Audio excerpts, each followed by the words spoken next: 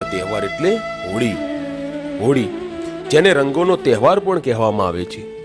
ગુજરાત અને ખાસ કરીને સૌરાષ્ટ્રમાં હોળીને હુતાશણીથી ઓળખવામાં આવે છે. હોળીના બીજા દિવસે ધૂળેટી હોય છે. હોળીના દિવસે સાંજે ગામના પાદર કે મુખ્ય ચોક જેવા સ્થાન પર છાણા લાકડાની હોળી ખડકાવવામાં આવે છે.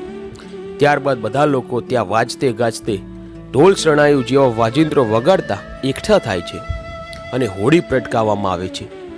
લોકો તેની પ્રદક્ષિણા કરે છે તેમજ શ્રીફળ વગેરે પવિત્ર માનાતી વસ્તુઓથી તેમનું પૂજન કરે છે.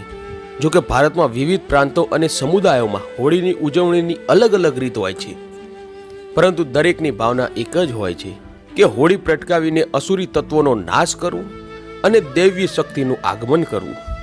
હિન્દુ ધર્મમાં આને લગતી હોલિકા અને પ્રહલાદની કથા બહુ જાણીતી છે. હોળી સાથે પૌરાણિક કથાઓ સંકળાયેલી છે.